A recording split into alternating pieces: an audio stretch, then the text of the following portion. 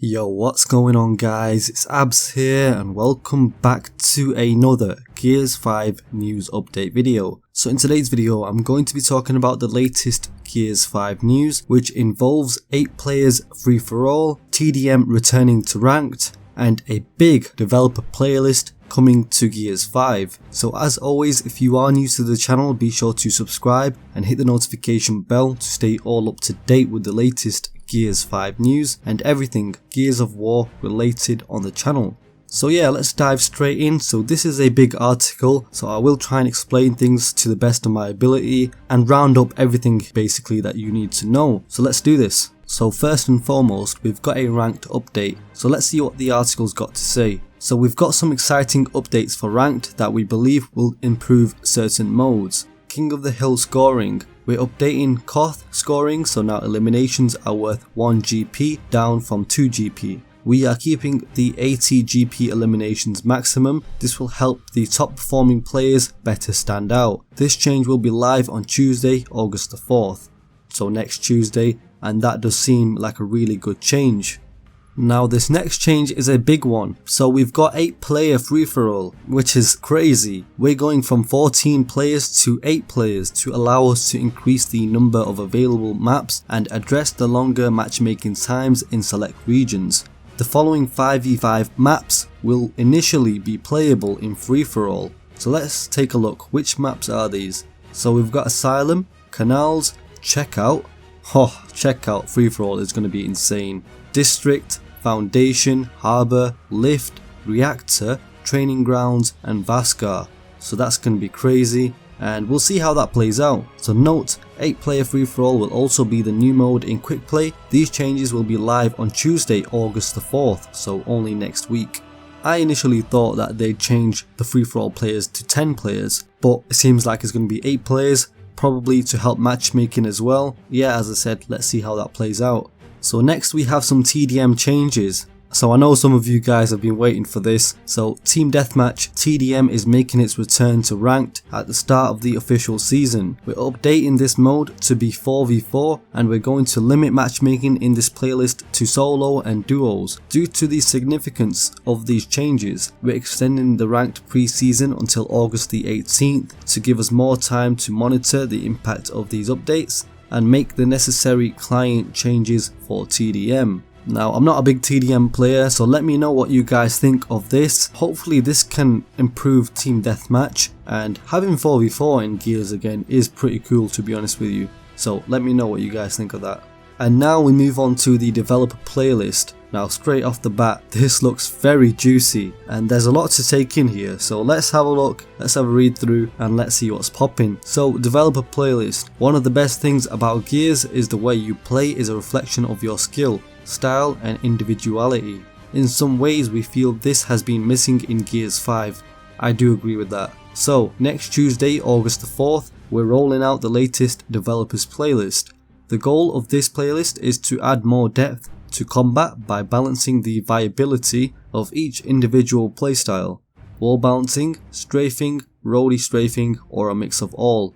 That sounds really good to me because I like to wall bounce, but I also like to strafe and I roadie strafe a lot as well. And what I've noticed during my time playing Gears 5 is strafing and roadie strafing is not as impactful as it once was in previous Gears of War games. So if they can balance it all out, balance the viability of all these playstyles, and that would be really cool. I think that would be really good. So to be very clear, these changes are going to make Gears 5 harder and more demanding on the player. That's great, I love to hear that because I love to increase the skill gap. In fact, we're sure it will initially be quite jarring to the user, but due to the deeply connected nature of weapons and movement, we felt this holistic tuning approach is the best way to help the game to evolve. In short, we're raising the skill ceiling in a big and ambitious test. That sounds great. It will take time to iterate these tunings based on data and your feedback, but we believe it will be worth it. This playlist will be added next Thursday, August the 6th. So the first change in this developer playlist You guessed it, it's the Nasher. How many videos have I made of the Nasher in Gears 5 already?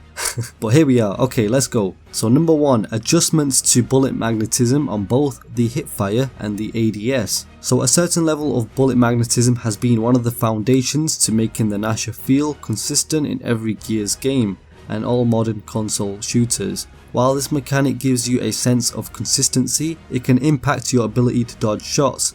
E.g., it reduces the effectiveness of the strafing at close ranges. Yeah, fair enough. In this playlist, we have reduced the hipfire and ADS values to push the consistency of aim onto the player's ability to land a shot.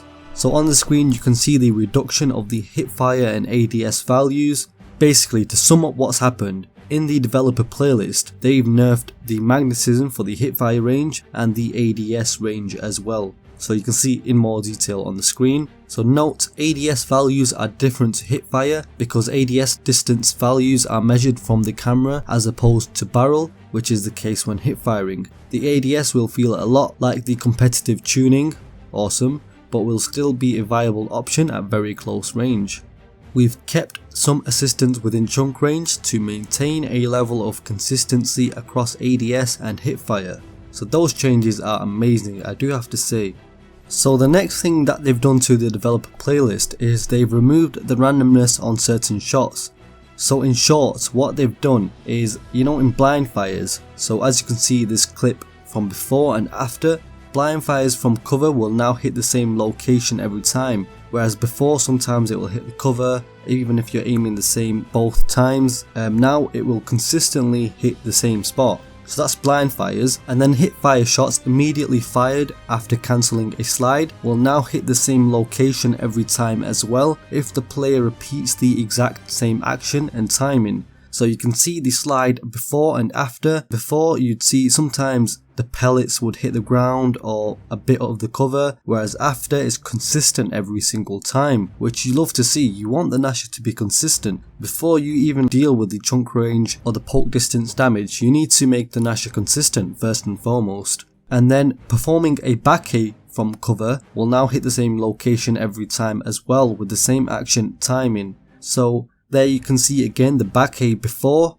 and after. So before, you can see some of the pellets hit the floor, some of the pellets hit the cover, and then some hit the back wall, whereas after it looks like all the pellets hit the back wall, so it's pretty consistent.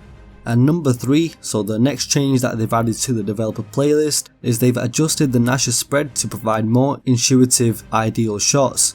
So based on all the changes that we just mentioned, we know that landing ADS shots will naturally be harder, so we slightly tightened the spread to help players land more pellets on average with well placed shots. So the ADS spread modifier has changed from 0.5 to 0.45.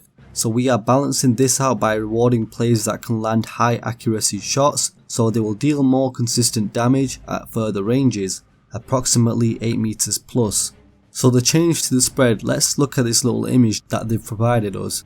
So you can see the old spread and the new spread. They do look very similar, but the difference you can see is the 2 bottom pellets on the old spread, and look at the 2 bottom pellets on the new spread, is tightly packed together, isn't it, with the other pellets. So that's more compact. So we'll see how that plays out in the developer playlist as well. So the next change they've made is another change to the Nasher consistency while you're moving. So it's the moving spread basically. And as you can see before and after, in the after clip you can see that it's a more consistent size. So that means that any movement action a player does, strafe, walk, bounce or roadie run, will keep the spread at a consistent size. So you want consistency, and this will bring consistency hopefully. So this will increase the number of pellets a user can hit from slightly further ranges, but it also increases a player's ability to dodge straight pellets that may have only landed because of a wider spread. Previously, the range affected would be different depending on the type of movement action the player is doing. So that sounds really good, that does sound really great. So the next change to the developer playlist is the Nasher no longer causes camera shake, flinch basically. So in the before and after clip, you can see when before you were shot with a Nasher, it would disrupt your aim, it would cause your camera to shake, but after that doesn't happen anymore. So that is really good I think as well. So this change will only take place when it's Nasher versus Nasher combat. So if you're shot with a Lancer or anything like that, then your camera will still shake, but it's just a Nasher versus Nasher combat. Right, so the next big change to the developer playlist is movement, so let's take a look. So we know that weapon balance and movement go hand in hand.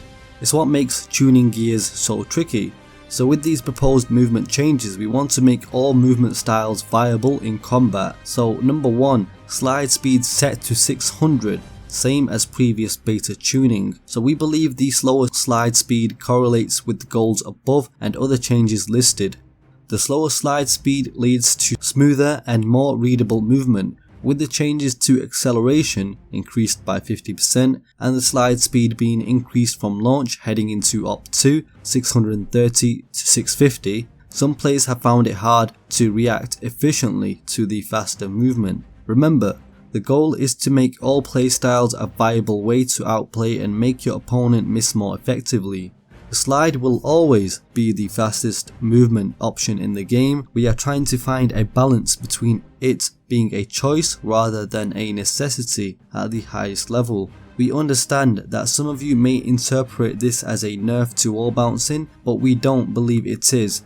When combined with the other proposed changes, players will need to be more accurate to land shots, so we still believe that wall bouncing is a viable option to close the distance on or outmaneuver your opponent. And then number 2, speed boost lowered from 650 lasting 1.5 seconds down to 600 lasting 1 second. So the intention is to keep the transition from roadie running to slide to cover slip to roadie run as smooth as possible, without the feeling of seeing players quickly accelerating out of a cover slip or players feeling like they hit a wall if it was completely removed. This mechanic is key to making navigating the map feel as smooth as possible, but we also want to maintain balanced gameplay within close range engagements. I'll be honest, I really like this change. I know some people prefer a faster movement, but I know they've definitely thought this through. You know, when you change the movement, weapons need adjusting. There are so many balancing issues with gears. You know, other games, for example COD, movement's not a problem really. It's just about balancing the weapons and things like that. But with gears, you need to balance everything, and that's what's tough when it comes to gears. But yeah, I'd love to hear what you guys think anyway in terms of that as well. So when you slow the game down, obviously you need to change other things as well, which leads me on to my next point. So Lancer, by slowing the game down, we feel it's critical to slightly lower the damage output of the Lancer. We're also improving the consistency of damage at close ranges to make the gun more intuitive to the user. So you can see the Lancer change values right there, and I'm just going to be straight up and honest with you guys, it is a straight up nerf of the Lancer, and you can clearly see this on the graph as well. So the before and after, so you can see the blue and orange line, that's the damage output right there. So as you can see, the Lancer has been nerfed quite a bit, and of course it's a developer playlist, we'll see how everything plays out. You know, there might be some great changes on paper and in game it might not feel as great. We will see how everything plays out, and make sure to always give constructive feedback. And I know some of you guys probably like to Lancer and like that support role, so I'd love to hear your thoughts about this as well. I'd love to discuss with you guys as always. So there are 2 more general changes to the developer playlist. So health regens while bouncing. So the responsibility should fall on the shooter to stop their opponent regenerating health, and we believe this change better correlates with all the changes listed above. Now I do love this change as well. And then number 2, players do not lose bullet magnetism when cancelling a slide. So this equalises the assistance given to players coming out of a slide. With the reductions in those mechanics, bullet mag and slide speed, we believe this is a suitable change going forward that will increase consistency within chunk range.